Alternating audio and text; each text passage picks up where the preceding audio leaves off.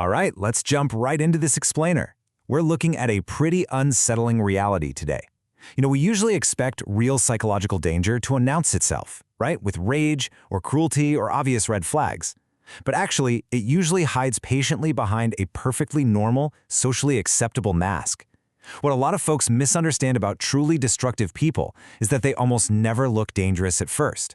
They literally do not walk into your life wearing darkness on their faces. Instead, they study people, they adapt, they totally camouflage themselves in everyday behaviors. So today, we're going to break down 5 specific, chilling behaviors that reveal this hidden evil. So let's start with a really provocative question. What if the most dangerous person in your life is also the most charming? Think about that for a second.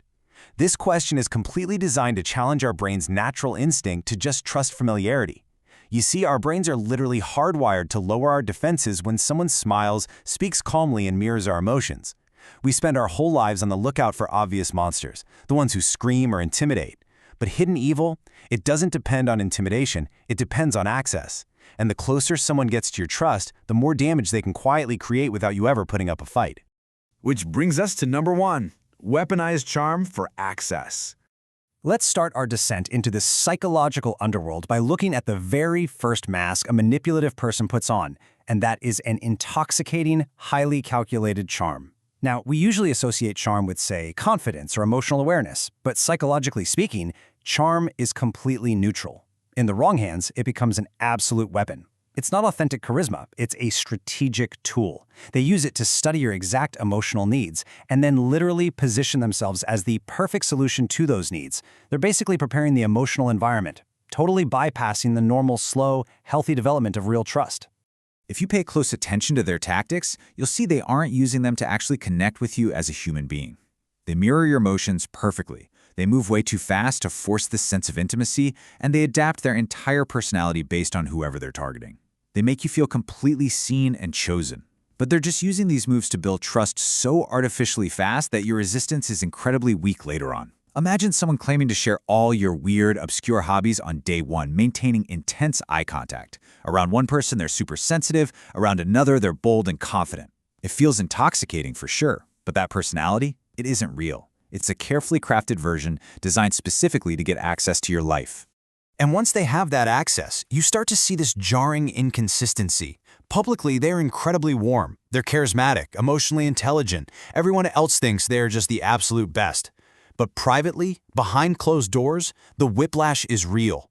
They become dismissive, cold, or downright cruel the literal second they feel secure in their control over you. This shift is a massive shock to the victim. You just keep trying to get back to that original, charming version of the person, totally unaware that the charm was only ever a performance used when they needed to influence you. Moving on to number 2, the void of empathy. Because inevitably, that charming mask is going to crack, and what lies underneath is an absolute void of genuine connection. You'll see this most clearly when you're in pain. See, when you are vulnerable or hurting, healthy people instinctively soften, right? Their body language changes, they lean in, they're fully present. It actually creates real emotional tension in a healthy brain to see someone suffer. Our mirror neurons literally fire up in response to someone else's distress. But people with darker intentions, they emotionally detach. Instead of connecting to your pain, they seem strangely untouched by it, maybe even a little irritated by your vulnerability. They might look at you with these empty eyes, just observing your suffering with a cold, unnatural calmness while pretending to care just exactly enough to avoid suspicion. I really want you to think about this profound psychological truth. Empathy is not just kindness, it is restraint. Empathy is the internal barrier that literally stops people from enjoying someone else's suffering. When that internal emotional barrier is missing, the person can comfortably sit there and watch you emotionally collapse. The hard truth is, the people who feel absolutely nothing while you suffer are very often the exact same people capable of hurting you without losing a single minute of sleep. Let's look at number 3, thriving on emotional chaos. Digging deeper into their psychology, we find out they aren't just cold to your pain, they're actively stimulated by creating psychological disorder. Some of the most dangerous people out there aren't driven by anger or revenge. They're driven by the quiet thrill of watching confusion grow inside someone else. And they build this chaos systematically. Step 1, they hit you with sudden mixed signals. Praise today, totally undermining you tomorrow. Step 2, they prolong that emotional uncertainty. They'll literally deny things they absolutely just said, totally rewriting events. And step 3, this constant instability totally wrecks your psychological resistance. Why? Because confusion destroys your ability to trust your own instincts. When you are emotionally exhausted, just operating in pure survival mode to find some stability, you become incredibly easy to control. And that brings us to this deeply unsettling realization. They become the fire and the firefighter at the same time. This perfectly captures the ultimate game they're playing.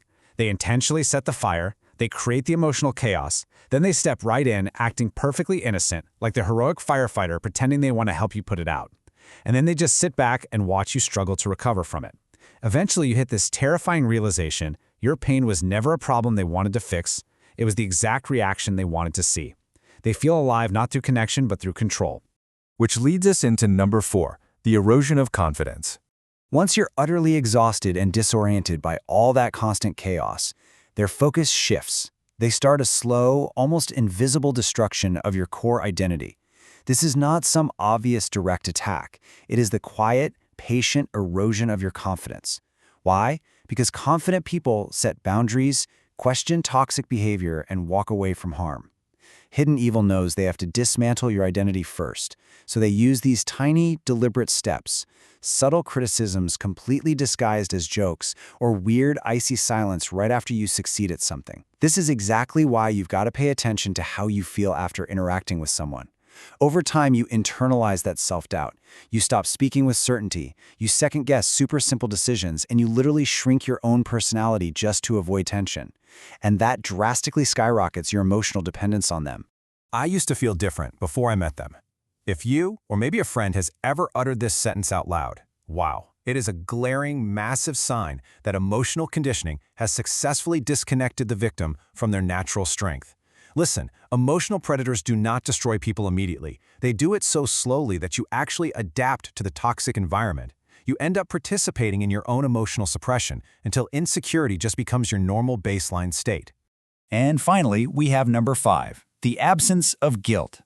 This is where we hit the absolute terrifying core of a manipulator's psychology. What happens after they cause the damage? What actually goes on inside their head after they break someone down? Well, the difference between genuine remorse and a calculated apology is stark. A healthy conscience creates real, heavy internal discomfort after causing pain, even if it was totally accidental. But these individuals, they experience no such weight. They just performed fake guilt. A calculated apology is basically just a tool to grab back control, restore their social image, or dodge consequences. The minute the situation stabilizes, the harmful behavior quietly ramps right back up simply because the remorse was never real. So what does a missing conscience actually look like? Well, look for specific red flags in the aftermath of a conflict. Their apologies totally lack emotional depth. They feel completely empty. And almost instantly, they flip the focus right back to themselves. Amazingly, they'll even get visibly annoyed that you're still hurting from what they did to you. They will literally rewrite the story to blame your sensitivity, or they'll distort reality completely to portray themselves as the victim.